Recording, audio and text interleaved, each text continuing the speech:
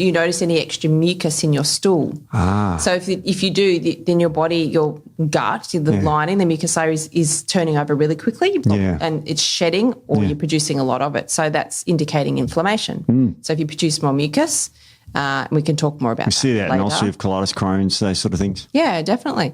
And it's a food source for microbes as well. It's particular microbes, Akkermansias and things that feed on mucin loving bacteria. So we have to feed them. There is microbes, bacteria, viruses, everything in our gut, which are good. Commensals, we call them. So they're supposed to be there. They have all the benefits, they're for our immune system, for nutrients, for anti-inflammatory, impact so many different things.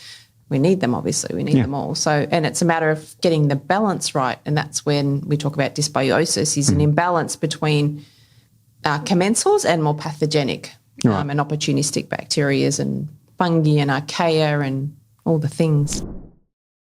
Hey guys, welcome to the ATP Project. You're with your host, Nic and Steve. I always say your name first, Steve. Well, so you should. I'm the star of the show. That's true. That's true. You carry me through, Steve. First thing I've said is offensive to about 90%. There we go. Very first word. It's great, isn't it? Yeah, and we would expect no less. This is one of my favourite times of the week, talking to you. Yeah, I know. Oh, same, Steve. Well, we talk on social media a bit, but it's usually about funny stuff. We do. And some work. We occasionally we do, yeah. We do. What time did I message you this morning? Oh, four something? 4 something, Steve messages me, yeah. I was up, obviously. I knew you'd be awake. But I have had emails from Steve at 3 in the morning, 3:40 in the morning. Yeah, you can get onto it early. That's funny, eh? Yeah. Very, very, very weird, very stressful, and all that sort of stuff, getting out early. But today we're kind of talking about some really interesting stuff, and it's very naturopathic, I'm going to say. It is very naturopathic. It's leaky. I'm going to just broad thing. It's leaky gut syndrome, I'm going to call it. Yeah. Syndrome means group of symptoms. Yeah. So we're talking about leaky guts today. Yes. So our guts leak. Yes. And it's like people go, that's not a thing. Let's just. And it's funny because there was a staff member here, quite a senior staff member, let me tell you. And she goes, "What are we talking about?" She, I can say that, can't I? Yeah. Wait, narrow it down. They. I don't know about pronouns. That's right. We got the pronoun. I didn't get the pronouns. Sorry. Pronoun police. I've forgotten. That's right. You're not allowed to call someone a she anymore. I don't know. I'm a she. Sorry. This is a person with children. That they gave birth to, birthing parent. Is that the one? That's it. There you go. Look at you. Got this birthing parent said to me, it's the second group of people offended.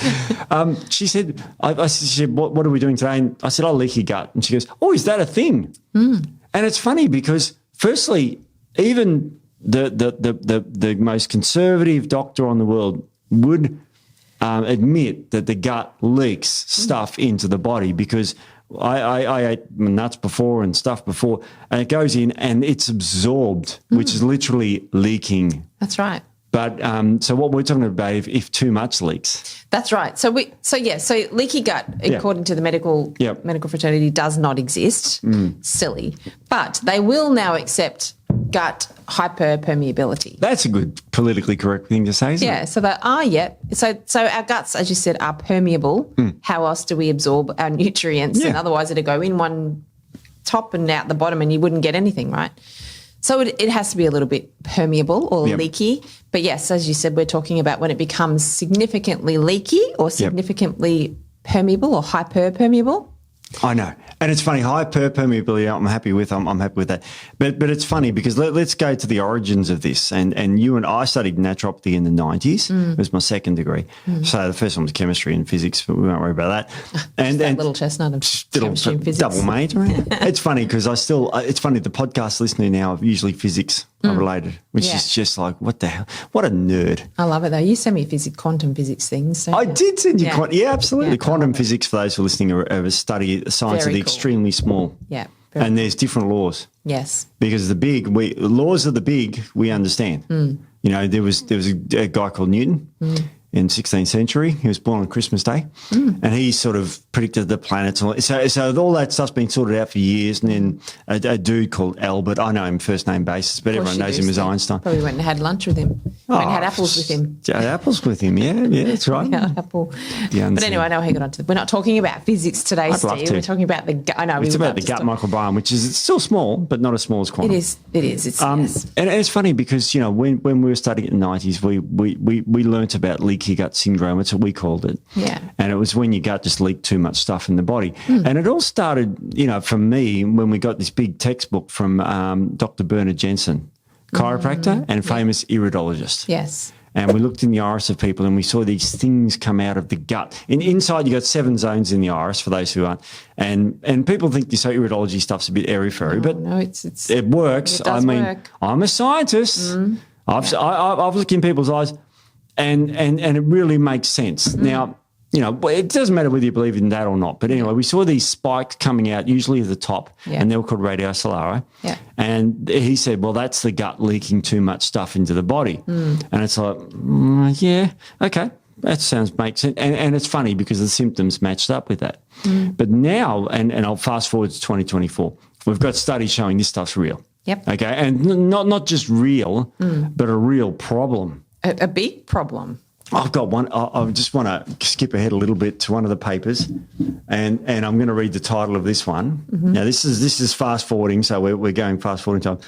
All disease begins in the leaky gut. That's the time. So the role of zonulin-mediated gut permeability in the pathogenesis of chronic inflammation. And it's not that they've gone to not being a thing to it being a thing to now being the thing or the thing. The thing. And it's so people sitting back there and going, oh, I don't believe in this stuff. It's fine. The facts don't care about your feelings. No. So it's all about, you know, what's going on here in the body. So we're going to talk about that. Now, we know, as I said, we naturopaths love the bowel and all that sort of stuff. Yeah. And the gut barrier does leak and it does cause problems in the body. And we're going to go into detail of what it does, how it works, and all that sort of stuff. Do you want to give a bit of a background on this? Because you treat it every day. I treat it a lot. Yeah. I see it a lot because I do a lot of gut testing, stool analysis. We'll look inside the gut all the time. So I do see it a lot. But I think people don't realise the importance of, we can start with the gut barrier. So the gut barrier is vitally important, and there's so many things that can affect it, right? But it's really important. It's not just a lining that stops what's in the gut from going over into the systemic, too much stuff going into systemic circulation. It does a lot of different things. So there's a lot to it.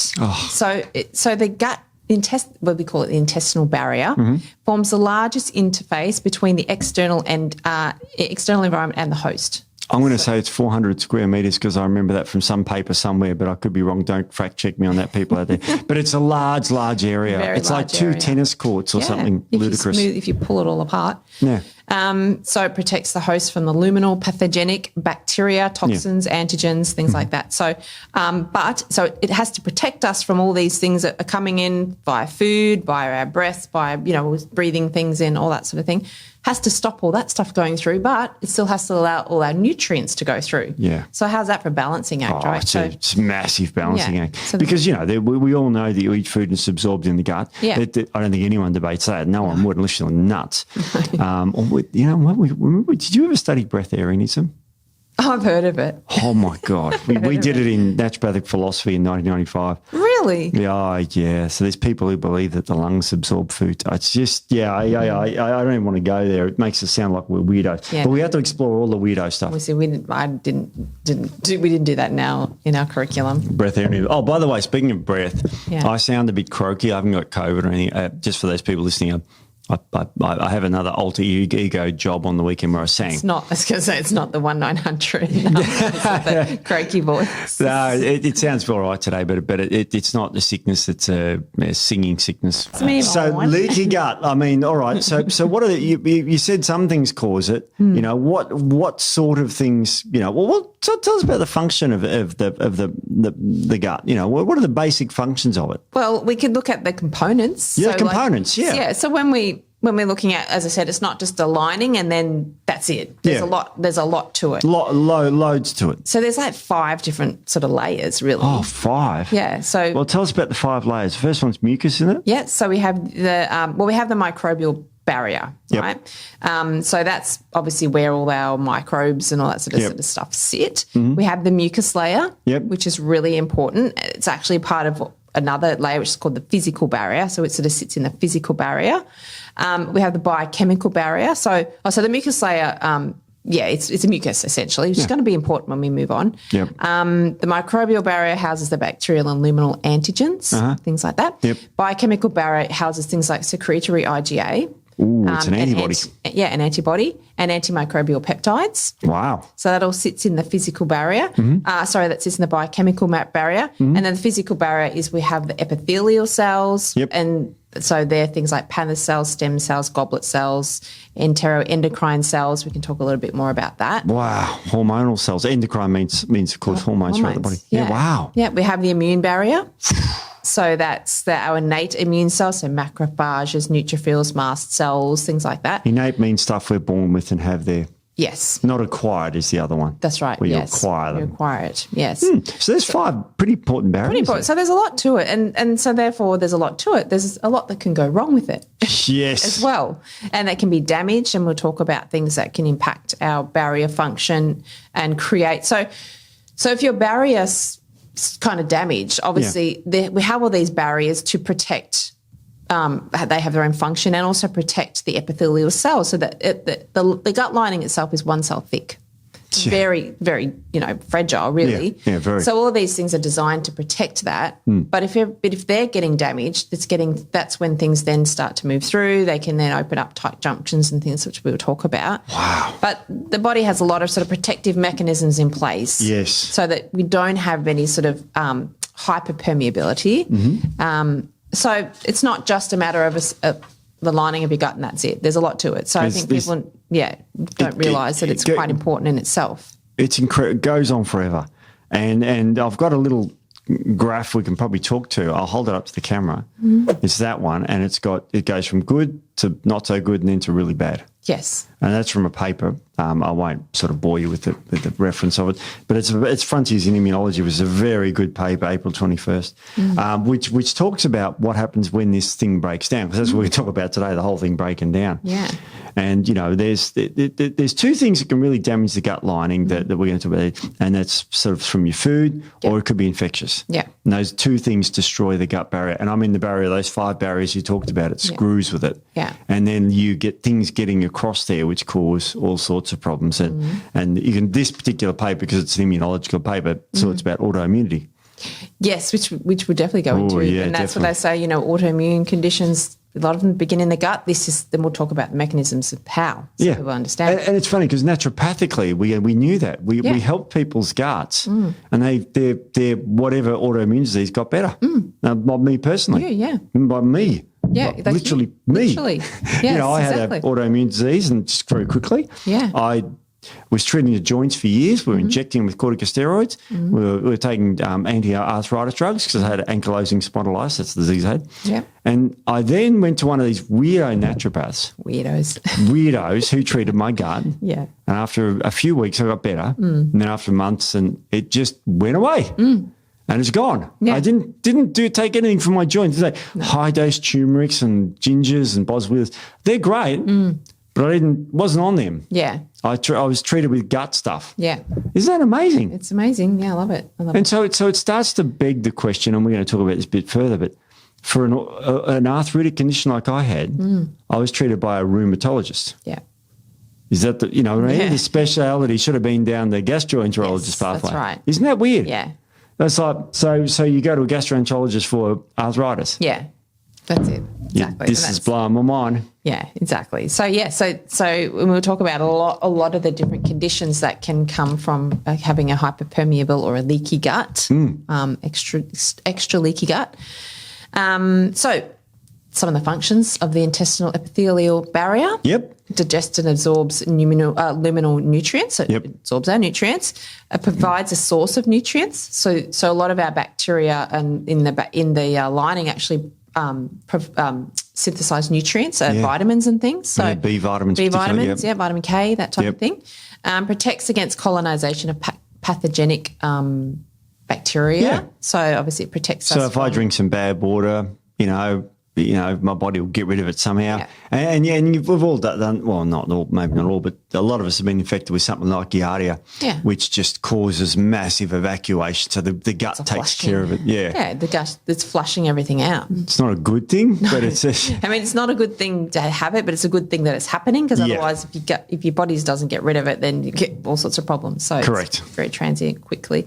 Yep. And it releases antimicrobial substances. Obviously, that helps, again, to keep things under control when we're eating, because, we're eating foods every day as well that have bacteria and microbes and things on them. We still have to eat when we got Giardia. That's right. Oh, my God, you got some wild diagrams.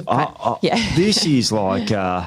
this looks like it's like complex. This is really... So the reason I put these in, because obviously we have a small intestine and a large intestine. Yep. Right? So our barrier is a little bit different in both. Yes. So in the small intestine, our mucus layer, and we have one layer of mucus, whereas in the large intestine we have two. Yeah. Because in the small intestine it has to actually be a lot more permeable. Right? We absorb most of our stuff in the small intestine. That's right. Yeah. Most of it. I think the large just does water. Yeah, pretty much just water and electrolytes. Something like that. Not much. Not much. The small intestine, the duodenum, the ileum, and the other one. the other small intestine part that I forgot what it was. Yeah. DJ ileum. Yes, ileum. Duodenum, DJI, that's right. I remember that. Yes. So, and this is where when we talk about small intestinal bacterial overgrowth, methanogen overgrowth, that a lot of times that's why they can be quite bad, because we have the gut barrier is a little bit different, so it can be a lot worse. Also, that a microbe shouldn't be in there. But there's a difference between the two. And in the large intestine, we have two layers of mucus, right? And obviously, it's less permeable. Because it's basically just where all the fermentation happens for our bacteria, and obviously water and electrolyte absorption, and that's it. So the layers are a little bit different. So I just put it in there because I thought that was kind of interesting. These are big printouts, Nick. If anyone's watching, we're folding, we're turning pages of like something huge. Somebody printed them off and they forgot that it was on A3 paper. So we've got like massive, giant pieces of paper. It sounds like we're probably making heaps of noise. Yeah, it's not good. But we can read it pretty easily with our, my failing eyes. Sadly, I still need glasses on, which is even at 28, Nick. At 28, I know. Jeez. I know. Yeah, right. So I thought I'd just give you a really quick kind of little breakdown of each sort of layer and what it does. Wow. So the mucus layer. Yep. So that comprises of proteins, carbohydrates, lipids, and waters. Yep. And it's the primary MUC2 is the primary mucin in the intestines. Yep. And it sort of works both these physical barrier, biochemical barrier, and then that sort of limits that interaction between microbes, antigens, toxins, and things between that in the epithelial layer. Allows nutrient absorption, Steve. So things go through to be absorbed. Of course they do. And it's funny because we think of the gut as being something that just filters things out. It's loaded with microbes. Loaded with microbes. Loaded. Trillions. Yeah, trillions. You know how many stars are in our Milky Way galaxy? It's got more than that. It's got at that 0.1%. Yeah. So, you got 1,000 more times bugs in the gut. Approximately, this is all, if there's 200 billion stars in the Milky Way and there's billions of galaxies. There is. I know, there's billions. I talked about that with someone keep going off track. I talked about that with someone this morning. Talking about UFOs. Oh, my God. Aliens, I think we were talking about. Aliens. I'm not an alien, but don't worry, I'm not into it. But we just talked about, I'm not. Here we go again. I'm not. No, I'm not. But we talked about the amount of galaxies out there. Like, we're not the only galaxy in the galaxy in the universe. And so there's, are we so egotistical thing? Maybe there is, I don't know. But anyway, back to the mucus layer. Mucus layer. So, let's get mucus. Stop talking about stupid astro galaxies stuff. And things. Yeah. It's also a lubricant as well, which is interesting because, and this is one of the questions I ask in clinic, is do you notice any extra mucus in your stool? So if you do, then your body, your gut, the lining, the mucus layer is turning over really quickly and it's shedding or you're producing a lot of it. So that's indicating inflammation. So if you produce more mucus, we can talk more about that. We see that later. in ulcerative colitis, Crohn's, those sort of things. Yeah, definitely. And it's a food source for microbes as well. It's particular microbes, Akkermansias and things that feed on mucin loving bacteria. So And we have to feed them. I'm trying to think of the punter out here. You said you have to feed bacteria. Some people think bacteria are bad or all bad. No, most bacteria are good. Well, you would hope the majority of the bacteria in your gut are good. If they're not, then you can have gut issues. I bet they are, Steve. Definitely not. So there is microbes, bacteria, viruses, everything in our gut, which are good. Commensals, we call them. So they're supposed to be there. They have all the benefits, they're for our immune system, for nutrients, for anti-inflammatory, impact so many different things. We need them, obviously. We need them all. So, and it's a matter of getting the balance right. And that's when we talk about dysbiosis, is an imbalance between commensals and more pathogenic and opportunistic bacteria and fungi and archaea and all the things, viral. See, so those things sound bad, but they're actually good. And this is what we do. We've got to understand we've got microbes in our gut which are serving of highly beneficial effects. And if we get the wrong type, and there's a few pathogens here or here, but the one I can see there is Klebsiella pneumonia. Well, you know all about that. Provitalis gingivalis, they're bad. Yeah, I know about Klebsiella. Shit. And so that just goes on to cause autoimmunity. Yeah. In this case, because it's an immune paper, but remarkable. But let's keep talking about the bowels, because I love mucus. Yes. It's neat. Remember, mucus, everyone thinks bad. It's good. It's good. Yeah, definitely. Well, if you don't, and that's when the mucus layer breaks down. If you're not having enough mucus, you're in trouble. In this picture here that I'm looking at, the mucus marrow breaks down and it's bad. Yeah, because that then exposes the epithelial lining, the cells, and then we talk about that with the tight junctions and things like that. Yeah, wow. So the mucus layer, so then we have the intestinal epithelial cells. So they are comprised of 7 cell lineages. So enterocytes, goblet cells, Paneth cells, as I said, microfold cells, endocrine cells, cup cells, tough cells. You're not just making these up, are you? No, it could be. No, got a reference here. It's funny. The M cells are the ones that really, look at regulating all this sort of stuff, which is incredible. Yeah, so it's really good. So we have so many, goblet cells, they secrete. Now, tell us about the enterocytes, because they're the ones that are involved in nutrients.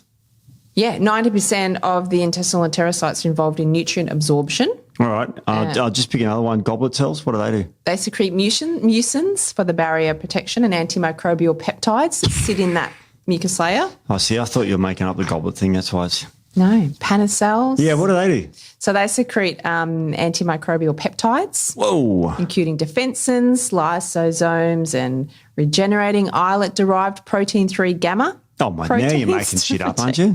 I know that. That's amazing, isn't it? So, so they all protect us against, infections or bacterial infections and things like that. So these are all sitting in the barrier. And my favourite M cells. M cells, the microfold cells. Yeah. Sample antigen materials. So they sort of... they sample it. They sample it, let their immune system know what should be there, what shouldn't be there. Yeah. And then the enteroendocrine cells secrete peptide hormones. Hormones. So that helps, they regulate digestive secretions, enzyme secretions, pH, gastric emptying, satiety, electrolytes, motility. So many things. So the endocrine cells secrete a hormone called GLP-1, which has been a lot of interest lately because that goes to the brain and tells you you're full. Yes. Now they've developed GLP-1 agonists, which is Ozempic, I think. Yeah, that's the one. And that actually you can inject that in your body so you feel full. So I'm not a fan of it. We did a podcast on it over a year ago, and we showed some horrendous side effects of that. But that's doing that's kind of shortcutting it, because normally when you're full, that hormone's secreted. But we're injecting it, so this is like we're starting to really play with our bodies now, and I don't like it. But anyway, have you heard of I think it's called Ozempic? Oh. This is the new natural. It's apparently going around TikTok or one of those. Oh, TikTok things. Must be right. It must be right. I know. It must be very scientifically backed. Rice. I think it's called rice. I'll probably get shot down. It's probably not what it's called, but Ozempic. It's resistant starch, Steve. Oh, okay. It's resistant starch. So they're saying that resistant starch does the same thing. But look, yes, there is. It does feed the microbes. It does help with satiety and things. But I just thought I saw that the other day. It's funny. GLP-1 is secreted when you have like a high protein meal too. Yeah. So a big steak is like Ozempic, if you want to, what I mean? It's there's so many things that it has. Yeah. But anyway. Now, between all these cells, they've got junctions and they're tight. What are they called? So the tight junctions. They're called tight junctions, Steve. Oh, no. Now you're making stuff up. Yeah. So these are the intracellular junction complexes. So Right. there's tight junctions, adherent junctions, Yep. desmosomes, gap junctions. Oh, my God. So these are essentially what hold, they're kind of like little zippers. Yeah. And they kind of hold the little cells together. Yeah. So when we talk about damage to the tight junctions and the gap junctions, if anyone's had consults with me, they know I talk about the gap junctions and when I'm explaining the gut. Barrel of laughs. No, but because you're still in clinic, you're still doing Nicole Brown, naturopathy. If you want to Google you and you're still there seeing clients all day. I know you do that, but anyway, no, I shouldn't say that. Clients are wonderful people. They're not pains in the butt at all. No, they are good. Oh yeah, absolutely. No, so tight junctions. So between these cells in your gut, they've got these junctions, which are supposed to be zippered. Yes. So they're zippered sort of. So there's micro gaps. And the micro gaps are there because obviously that's where we absorb our nutrients, right? That's how they got to get through into our systemic circulation.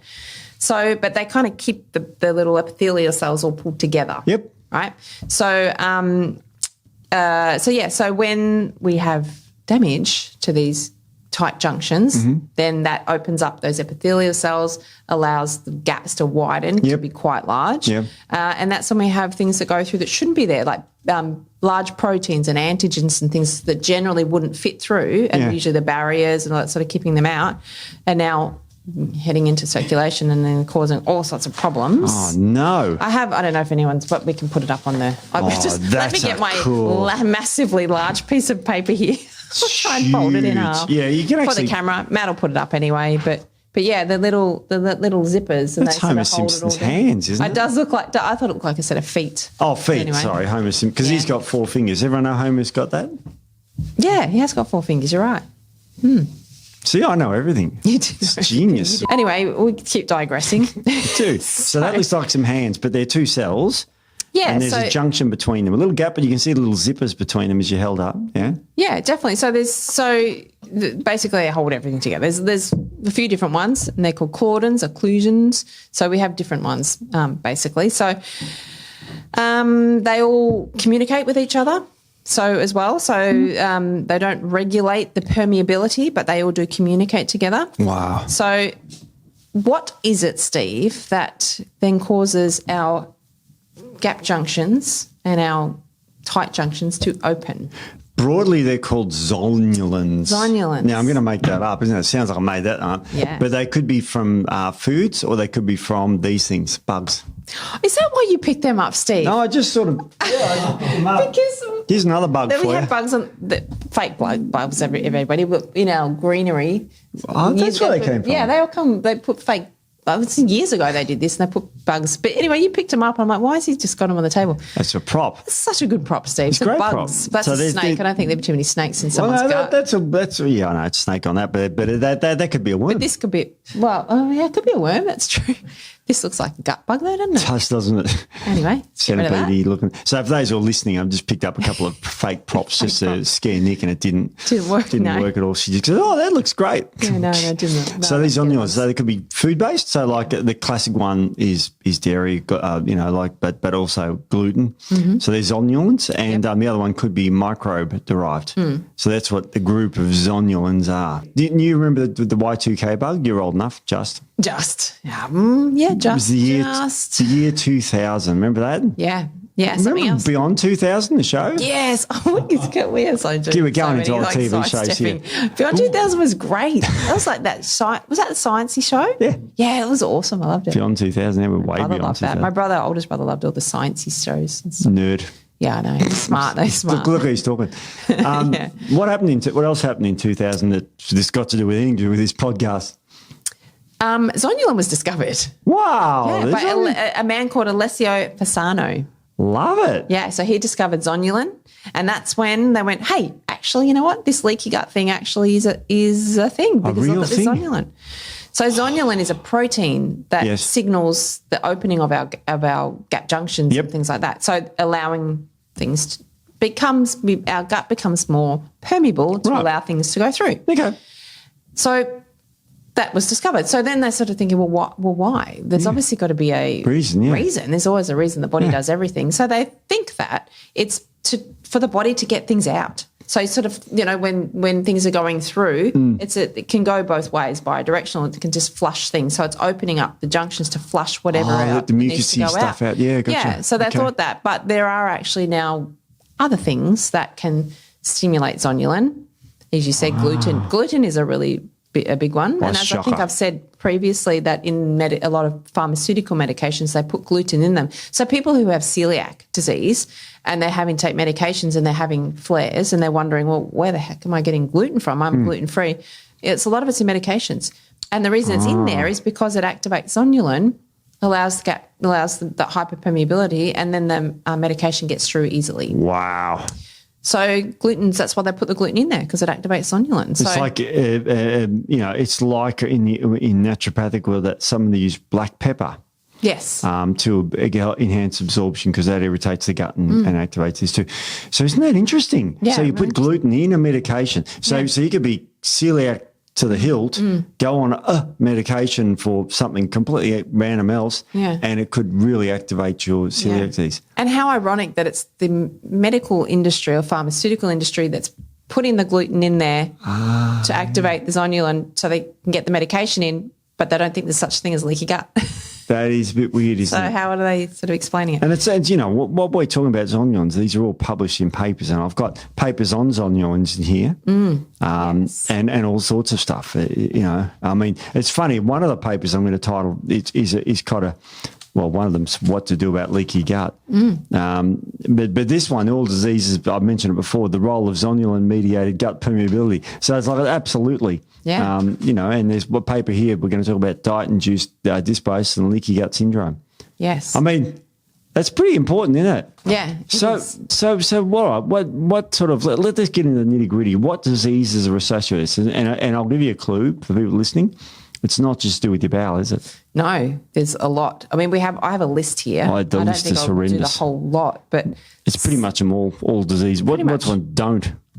Well, it'd probably be easier to say what it doesn't, what it can. All right, it's pretty much every gut disease you've ever heard of, including liver cirrhosis and all that sort of stuff. So that's one thing. Yeah, so GI diseases, so liver cirrhosis, alcoholic liver disease, celiac disease, obviously, food allergies and intolerances. Now, that's important because I have this happen. I actually had someone the other night say to me, people get food sensitivity testing done. Yep. And they always come back with something, always, right? So, but it's because of the gut. It's not, they're not just, so you don't suddenly have a sensitivity for food for no reason. Yeah. It's because they're coming from the gut. But gut hyperpermeability, leaky gut, can cause food sensitivities. Of course it can. So, and that's really common. So people are having issues with food sensitivities and reacting, they could well have gut hyperpermeability. Wow. So inflammatory bowel diseases, pancreatitis, small intestinal bacterial overgrowth, as we said, steatosis, so fat in the stools, things like that.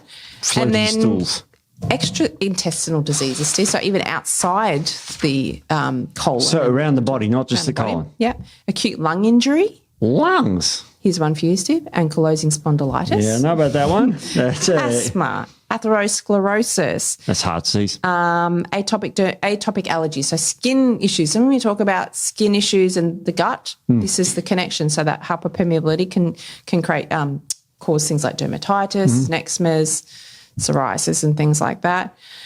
Like coronary artery disease, HIV infection, hypertension, insulin resistance, metabolic syndrome, obesity, osteoporosis, Parkinson's disease, rheumatoid arthritis, schizophrenia, Steve, type 1 and type 2 diabetes, lupus. So that's some of the diseases that can be associated with intestinal permeability. Absolutely. And then you got chronic inflammatory diseases associated with zonulin upregulation. Oh my God, there's more. Go for it. Give me some more. So in the gastrointestinal diseases, irritable bowel syndrome and non-celiac gluten sensitivity, which is, I think, way more common than even we think, because I see it so often in clinic. And then this is where your autoimmune diseases come in, Steve. So with the zonulin and that hyperpermeability, celiac disease, inflammatory bowel disease, type 1 diabetes, rheumatoid arthritis, multiple sclerosis, Parkinson's disease. And then all your cardiovascular stuff. Yeah. Which is actually a really strong connection as well. Coronary artery disease, as I said, all your metabolic syndromes, your obesities, things like that. Polycystic ovarian syndrome. Jeez. Type 2 diabetes. It's just sort of everything, isn't it? So much stuff. And because the gut is the seat of health, obviously. So, and what's going in our mouths should not be then, not all of it should be going into circulation. There's so many pathogens and things that are damaging our absolutely barriers. Remarkable. So I wonder, and let's just take one case here, and I've got a paper on it here, and this is the big paper. And the big piece of paper, because it had a small diagram on it, and it's all to do with MS, multiple sclerosis of the brain. So let's take an average, 40-year-old woman who's got MS. I'm trying not to make noise as you're talking. I mean, the paper. just think about this woman. She goes to a GP. GP refers to a neurologist. Neurologist does an MRI on the brain, and we find plaques in the brain. This poor young woman has MS, and I know someone in this situation.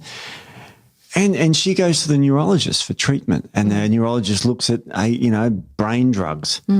Why isn't anyone looking at the gut? Yeah.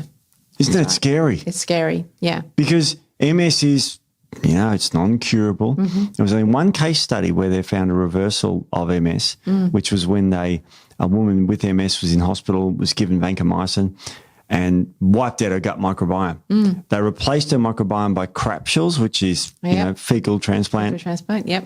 Anyway, she actually went into remission for MS. And there's now studies galore underway to try and, it's one case, it's only blah, blah, blah, blah, blah. Yeah. But there's something in this. Yeah. There's something in all this. Something you've just quoted from a paper from Sturgeon 2016. So there's loads of paper on this, and it's absolutely remarkable. Yeah. So let's talk about diets, and that's what we were here for. What's going on there? So what are some of the things, as you said, that can damage the intestinal barriers, disrupt the barriers, things like that? So diet. Obviously, huge. It's a very huge factor. I don't think anyone's shocked, but give me specifics. What's bad in diet? Well, a Western style diet. I don't think anyone's shocked again. Right. Yeah. So I mean, a lot of the, they say Western style diet does. We all know it's bad, but a lot of times it's bad because it's impacting our gut barriers. It's creating more hyperpermeability, which is then going on and creating a lot of these other systemic and chronic conditions. Yep. So, your high saturated fats, your high sugar diets, low fiber, processed foods, all that rubbish. Yeah. It's not supporting our microbiome. No.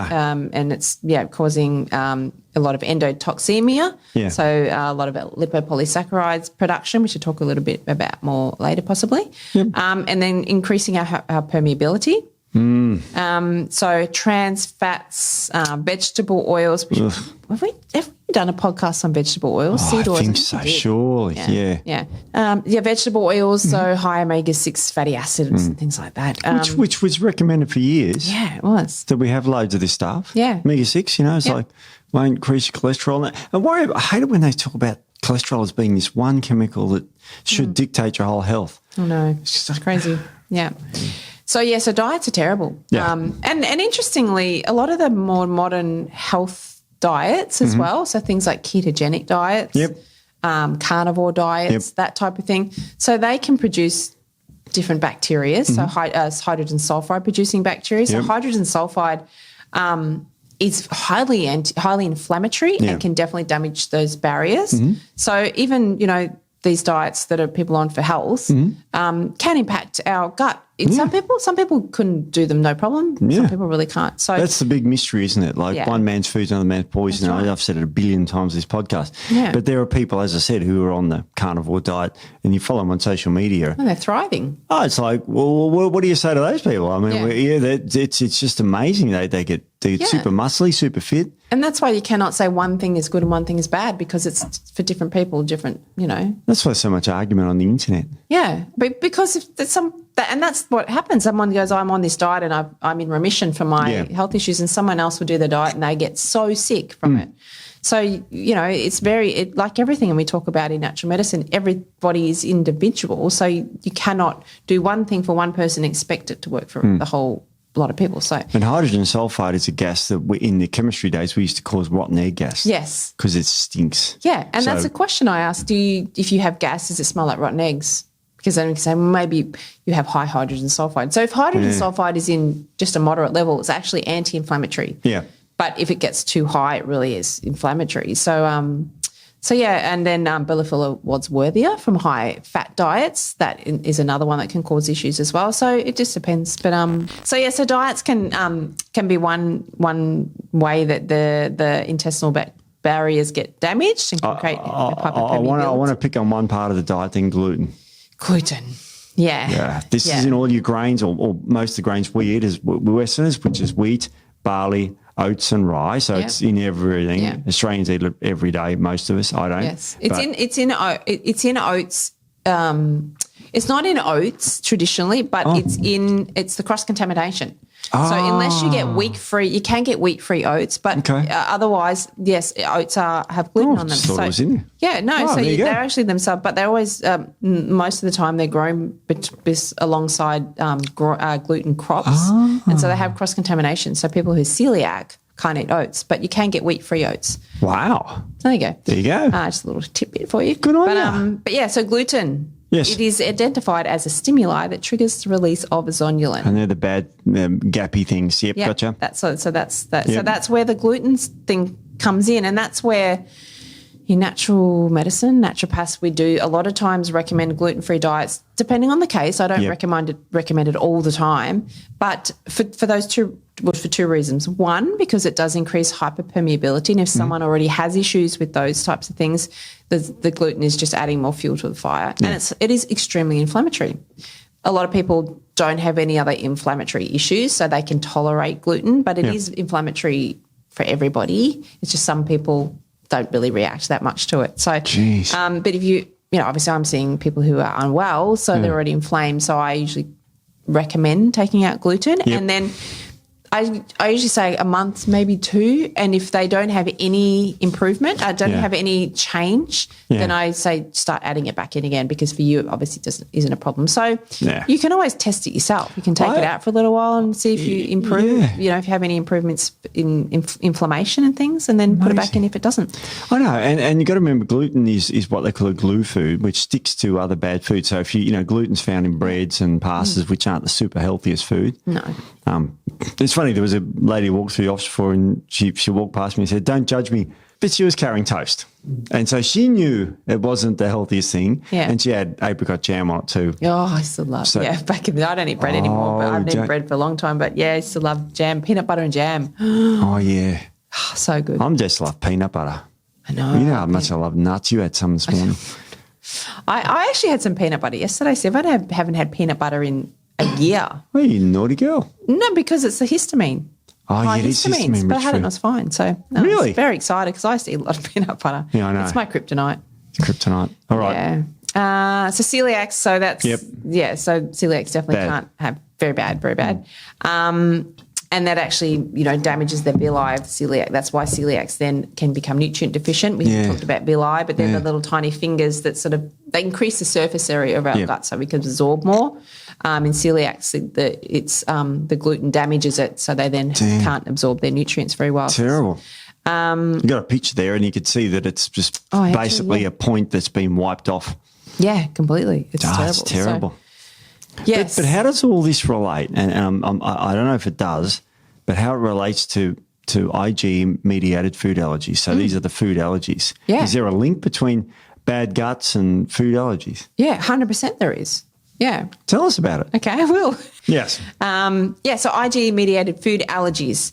So prolonged increased paracellular permeability. Yep. Large amounts of non-self antigens crossing the intestinal epithelial barrier and reaching the lamina propria. Oh, Steve? God, it's all the immune cells are. All the immune cells This is bad. Yep.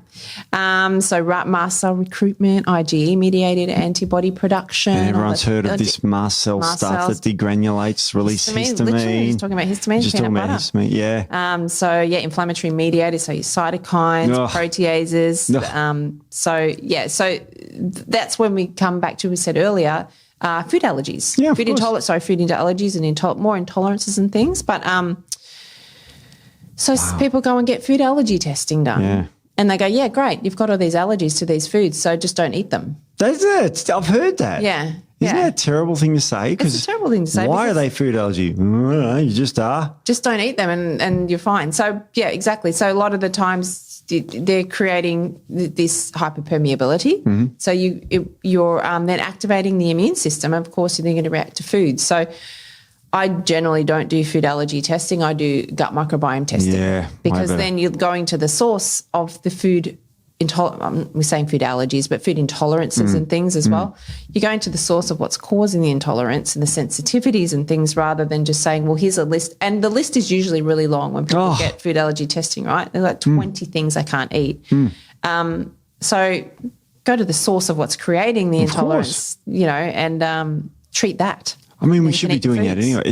We are about treating the source in naturopathic circles. So, the other treatment for this would be an antihistamine. Yeah. Which is not, it's like that's worse. Yeah, exactly. But, speaking of drugs. Look at you, Steve. It's like your segues are on point today. I've had some nice. I don't know what's in there. Well, no, this one's just got magnesium and branch change, but the one before this had the I can't mention souped up stuff that really makes you think clear. Bounce off walls. Absolutely. I won't say the name of anything because we'll get in trouble, but it's nice tasting too. Somewhere in the area, right? Yeah, that's right. Yeah. Did you like that? See, I can do it too, Steve. Can do segues. Even, not as well. Even no. at your Thanks, age, you can do it. Yeah, no. I know you're not that age yet, are you? The number. No, I am. What number? Oh, Nick! Sorry. What number? Oh my God! I blew that completely. No, I'm not 51 yet, Steve. Right. Okay. Wow, that took a bit. My head hurts. Oh, that was a strong link, wasn't it? Yeah. All right, can't keep up with all your little links, Steve. They're just I was trying to test you with it. It's funny. Yeah, I failed that miserably. Let's move on. Medications. Yeah, medications, Steve. Medications can impact the intestine. What are you laughing at now? I'm just the way you're looking at me. Are you crying? What do you mean looking at you? I have to look at you. You're the only thing that's in this area that I can look at. You can look at Matt. I can look at Matt. Yeah. He gets creeped out by that. He does get creeped out by that, yeah. That's why we do it. So medications can definitely damage the intestinal base. Stop laughing at me, Steve. I'm not laughing at you. You're doing that face. You know the face you're doing. It's the only face I've got. I don't know. If you start crying again. No, I got no tissues. No tissues. All right, let's get back. This is serious business. Serious Steve. medications. Serious We're talking drugs. We're talking drugs. Not the ones on Saturday night that No. Oh, no, you don't do drugs. I know you don't do drugs, Steve. Anyway, medications can impact the intestinal barriers, and create intestinal permeability. Right, they can too. I got that out. Non-steroidal anti-inflammatory drugs, Steve. So like the Coxes. Yep, or the Cox. Twos. And the Cox ones. Because Cox 1 is the enzyme that repairs the gut. Yeah. And if you have something that inhibits Cox 1, yes, you don't get repair, That's so right. you get leaky. So that's when we say, all the pain medications are really harsh on the gut. This is why. They just can totally cause a lot of problems. And I see a lot of clients who have inflammatory bowel diseases and things like that started out with an injury, like a chronic injury, where they've had to have a lot of pain medication for a long time, sometimes daily for years. Yeah, and we're talking non-steroidal anti-inflammatories. Yes. There are other pain meds that stuff your gut up to, such as the opioids. Yes. And in fact, the treatment for children in 1975-ish or 76, around that era, mid-70s, if they had severe diarrhea, was tincture of opium. Wow. It's crazy. Because opium is a massive constipator. Yes. And you want that when you have diarrhea. That's right. Well, you don't, but that's what Dr. Doug, who I was dealing with last night, used to give kids, was opium tincture quite often. Wow. And for a cough. Yeah. So diarrhea or a cough, which every kid gets opium tincture. I would like that. Well, those days were that would have been me too in the mid-70s. I was a kid. Oh, that's where the problem lies, Steve. That starts to make sense now. Yeah, I can see the I wonder if I was given opium as a kid. So here's another one that's another really common medication that's given, Steve, is proton pump inhibiting medication, Nexiums and things like that. These are the antacid groups, yeah. Antacid group, yeah. So they shut down the stomach acid. Yeah, well, stomach acid is a proton. That's right. And if you inhibit the pump. Yep. Then you don't make the acid, right? Acid. Then you don't make the acid. Therefore, you can then develop overgrowths of bacterial and things like that. Then creates dysbiosis, inflammatory environment, then damages the barriers, which then damages the tight junctions, then creates the gut hyperpermeability. So proton pump inhibiting medication, that's a really... Everyone's on antacids these days. So many people are on it. I'm trying to turn the page because we just got in trouble because we keep blocking the camera because how big the paper is. I know. I'm trying to do it on the slide. Sorry, but it just didn't work, so I just do it. No. Sorry, Matt. Matt's going to do the editing. So other things that screw with your gut are infections. Now, there's 60 billion infections associated. Just highlight some of them. Clostridium difficile. This one's a really common one with a lot of antibiotic use that will come back up. Yeah.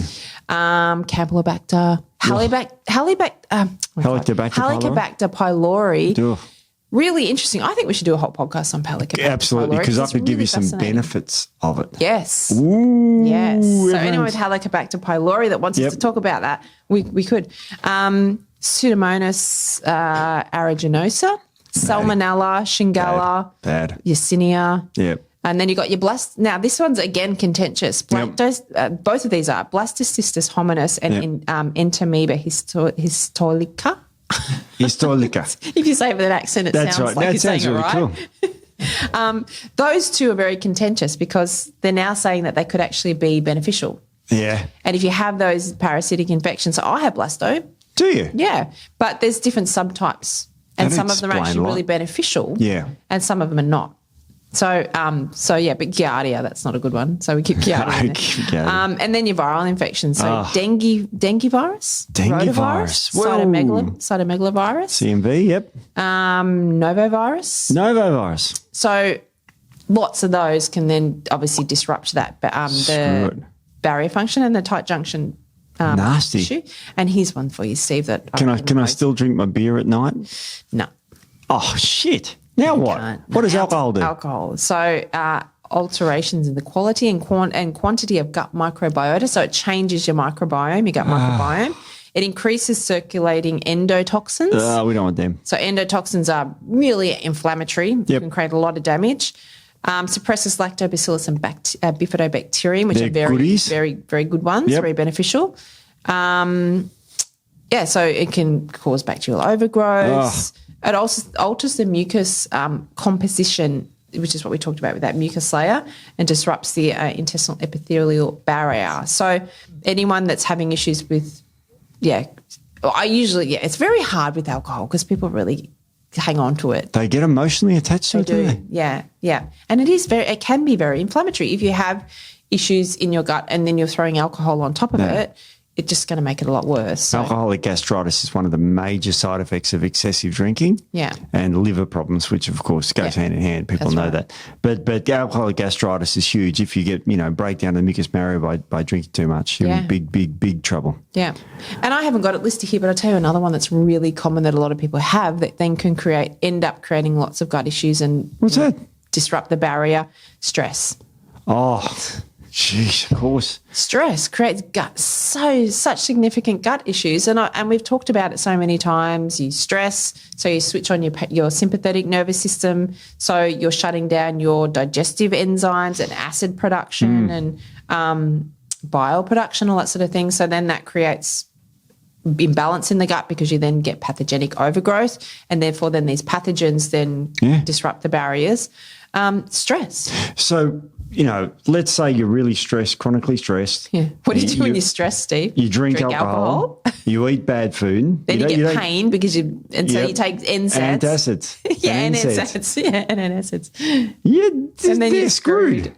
You're just literally screwed. Yeah, you're screwed. It's like everybody. It's like 90% of people. Yeah, you're not screwed. There's things we can do, which we're going to tell you. Let's say you think you're screwed. What investigations can you do? So if you're somebody who is having a lot of gut issues, if you're having any sort of issue, chronic skin condition, mental health issues, any of the conditions that we talked about before, we want to look at your gut, right? So gut microbiome mapping. That's what I do. Yeah. Because you can we look at a lot of different markers. So we're not looking just at your microbiome and the bugs that you're producing. We're looking at your secretory IgA levels. We're looking at your zonulin. Yep. So it measures zonulin.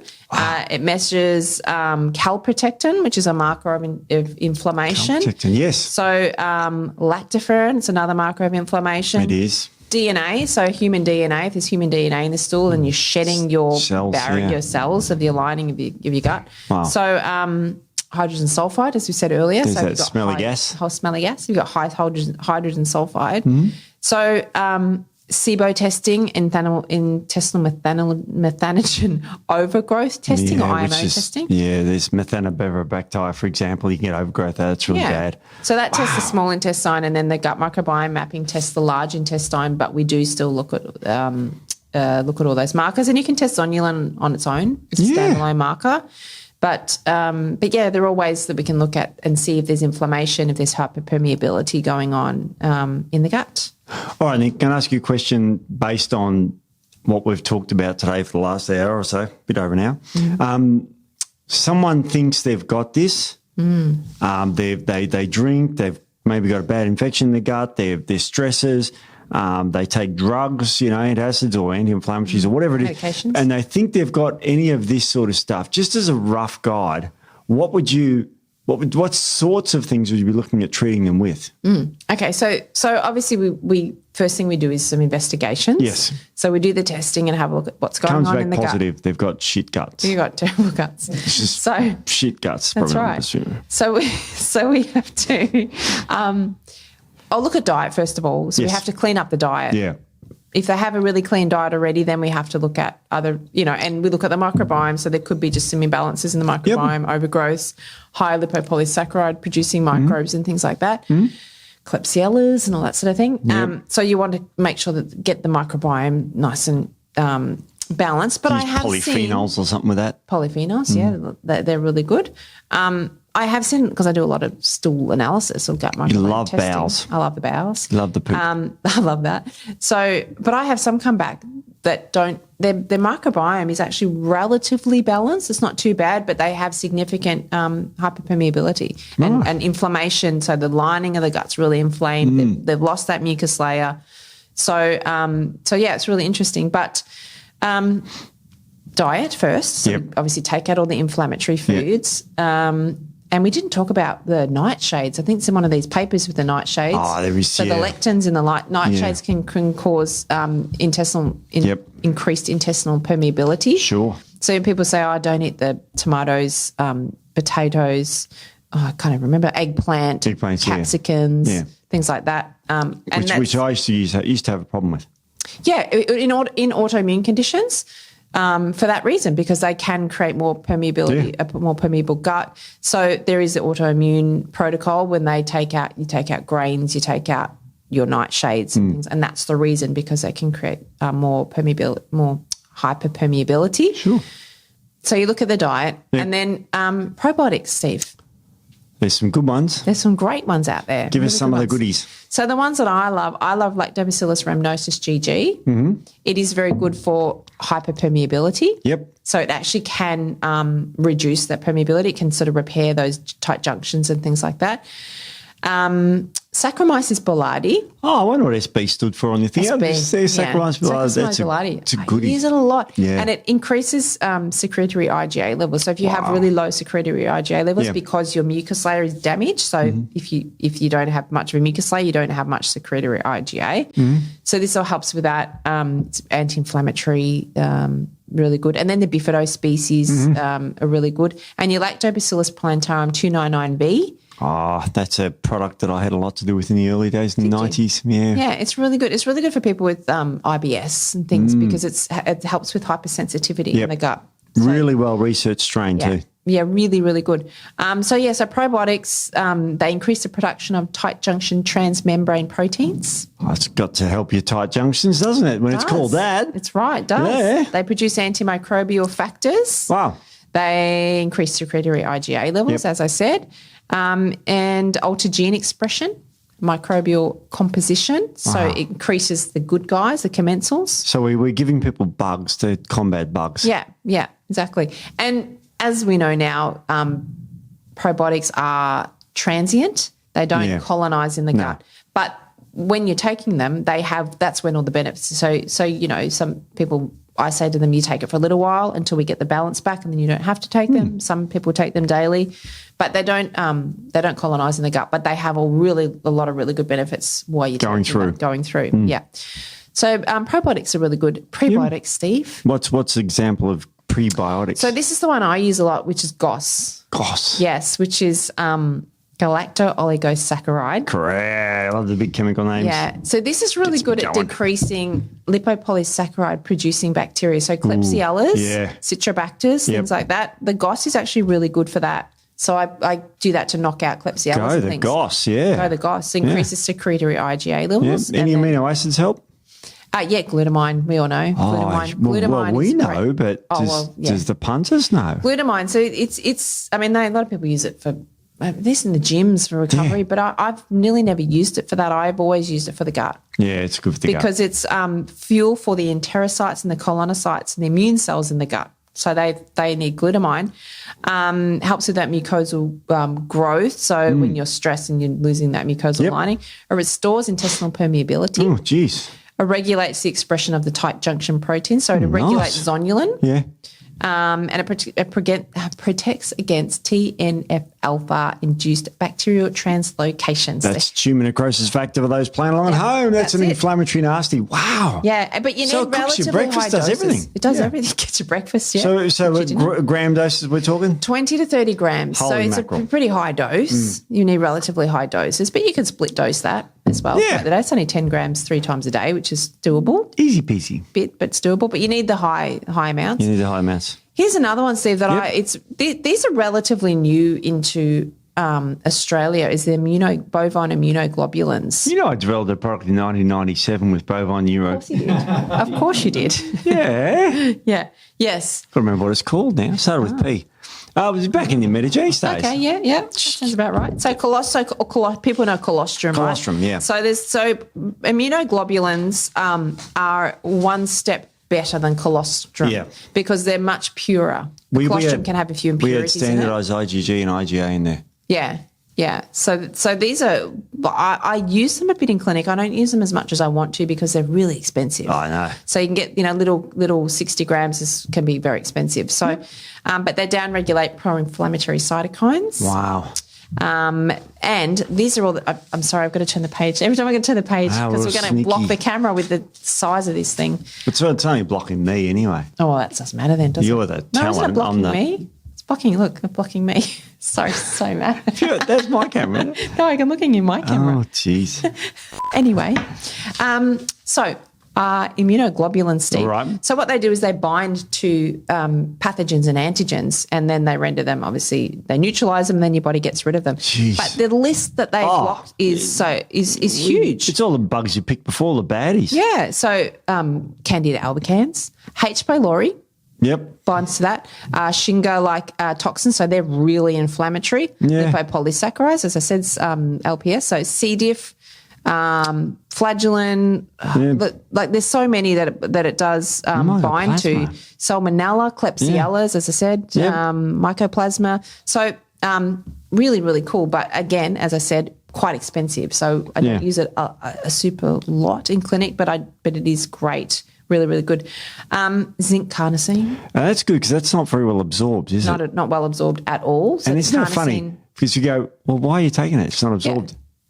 You want to have it localized, right? You want to have it where you need it. So it's really good for the gut. It's really good for healing ulcerations. Remember, probiotics aren't absorbed either. No, that's right. You don't want them absorbed. You don't want to absorb. So you want to stay in the gut. So zinc carnosine I use a lot.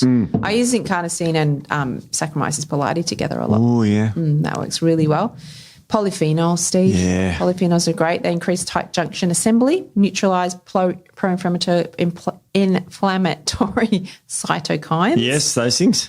It's getting to lunchtime. I'm hungry. I feel like a snack. So polyphenols, really, really good. Quercetin, one of my faves. I love quercetin, flavonoid. Really, really good. Helps stabilise mast cells. Obviously, we still use it when people have histamine issues. Yep. So it promotes the assembly of zonulin. So the zonulins are Gluten and Gluten. And Gluten 4 expression. Yep. Vitamin A. Yep. regulates the growth and differentiation of intestinal epithelial cells. Jeez, that's good too.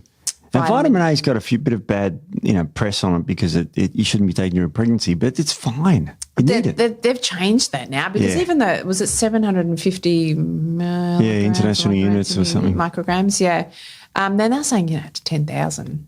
Yeah, 10,000 is fine. But obviously, check with your doctor. Check if you're pregnant, don't take anything that's not pregnancy approved. No, bye. All that. So vitamin D. It's still important. I'm just going, I hear that so often.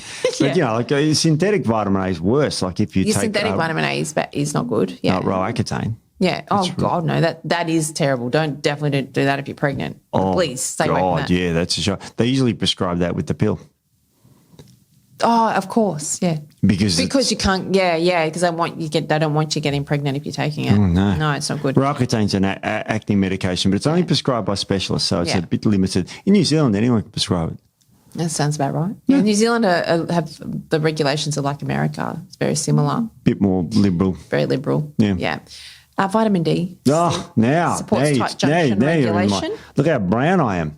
I know. See, you need more of it then because you won't be able to absorb the darker you are, the harder it is to absorb. It's funny because I got a bit my neck burnt, but I went to the pools yesterday and swam, and it's like you get fit and you get vitamin D at the same time. Getting the whole thing. Multitasking, I love it. What else you got for me? Now, this is my favourite compound herb. Tastes great too, doesn't it? Oh, it tastes amazing. No, it does not. It tastes terrible. Berberine. Oh. I love it. I honestly use berberine a lot in clinic. Good. I take it myself. I take it every day. It's low dose. Every day take low dose. Don't take high dose long term because it is antimicrobial.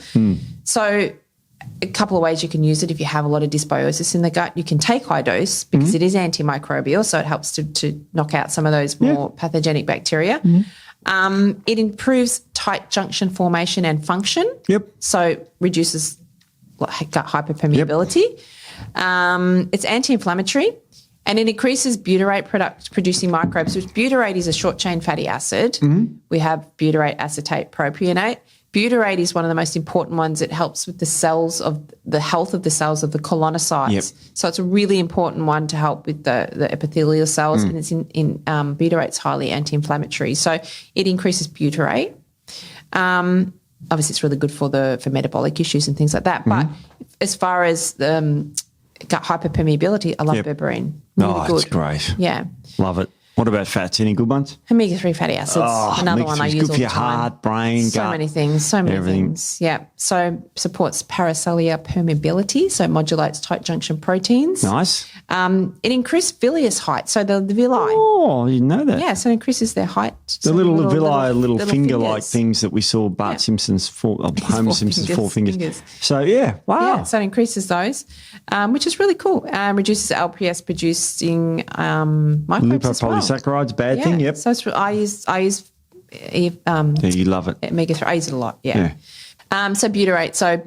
But in Australia it's not TGA listed, but you can use resistant starches and things to actually feed the bacteria that produce fibers, the butyrate. Yep. Right. So gotcha. you can do it. You make your own. You can make your own, exactly. All right. Get into the herbs. I love herbs. What can we use for the gut? Demulcent herbs are really good. What are they? So demulcent herbs are they're very good for the mucus, any sort of mucus membrane in the body. They help to soothe it. They're anti-inflammatory, healing. Yep. Licorice is really, really good. I use deglycerized licorice a lot, so it's had the glycerin taken out of it, which can cause blood pressure issues. So we're not talking about licorice bullets. No, sadly, no. That'll ruin your gut. It's got wheat and sugar in it. Wheat and sugar, yeah. Bad oils. They taste delicious. They do. Very good for Helicobacter pylori, Steve. Wow. Yeah, it stops the adhesions of the Helicobacter pylori into the lining of the gut. So it's anti-ulcer, obviously, so the Helicobacter pylori. So very good for that sort of thing. And then, so these are more symptom relief and they are healing to the gut. But, a lot of people that have the hyperpermeability have heartburn and things like that as well. Yep. So there's a really good meadowsweet. Nice. That's a really good one. Marshmallow. Yep. Golden seal's great, good and bad. So it's antimicrobial. It's nice and cheap too. It's very good for the mucous membranes, but it's endangered, so it's wildly expensive. So we try to avoid that if we can. Screw your endangered stuff. Kill them all. No, but it is very good. It is very good. And slippery elm, one of my favourites. Yeah. I love it. Anti-inflammatory, it's soothing, and it's a prebiotic, so it's actually feeding the bifidobacteria. It feeds bifidobacteria in the gut and increases their levels. So it's sort of helping with that soothing and healing. So I sort of throw them in as well. But so we've talked a lot today about like treatments and this is really like almost everyone's probably got some form of leaky gut going on at some time of their life. Yeah, I mean, like I said, our guts are always a little bit leaky, but if they become hyperpermeable or hyper leaky, then you're having, chronic conditions. As we said, it doesn't have to be gut related. Look at your gut because, any skin conditions, anything, like we said, liver issues, cardiovascular issues, we have to look at our gut. For any sort of condition, I always look at the gut. Brain issues. One brain issue that's come up in the paper lately to do with leaky gut syndrome is a really interesting one, which is sort of controversial. You ready for this one? I just want to throw this one. It's a new meta-analysis, so that's top of the food chain. It's published in Nutrients. It was 2020 actually published. Quite interesting. It says, and I'm just going to read the title. Yep. Zonulin-dependent intestinal permeability in children diagnosed with mental disorders, systemic review and meta-analysis. And they go on to here to say this. They mention OCD, they mention autism, ADHD, and all those sort of things. So, and I'll just read one bit. In ADHD, elevated serum zonulin levels were associated with impaired social functioning compared to controls. Basically, children with ASD or a spectrum disorder may be predisposed to impair intestinal barrier function, all this sort of stuff. And we know that GI symptoms are interlocked with these neurological ones. So I think now that the evidence is kind of getting out there and all that sort of thing. Now, how many records were observed in this one? It's the most I've ever seen in any review. 833 papers they looked at. Wow, that's great. Now, that's huge. That is big. So we are really talking about interesting sort of breakthroughs with this sort of stuff. So this is really interesting. So that's one I want to highlight. MS, all the other ones you mentioned, but that is a really interesting one, childhood diseases. Yeah. Well, I mean, I think we know there's so much out there in literature now that we know that gut hyperpermeability is a thing. And as I said, I see it a lot in clinic. So, and there's things you can do. But so look at your gut, people. That's all I say. Look at your gut. And if you think you got everything goes back to the gut. Yep. See someone like Nic and get it fixed. That's all I can say. We've talked about it. Well, Nic, that's all we've got time for. We better go and talk about, what are you talking about next week?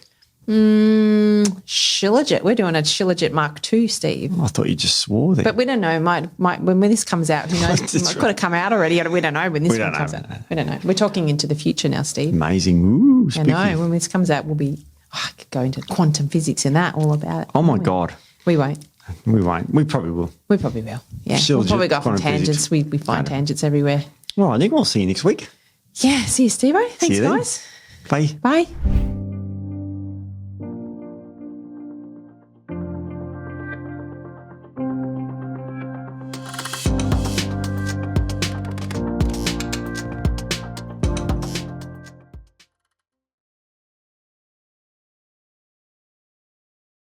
Because I'd never heard of one. It's a very nice cord. Touch it. Sorry. Don't touch Matt's cord. Touchy. Oh, I told her did the clap. It's right there. And I did it too.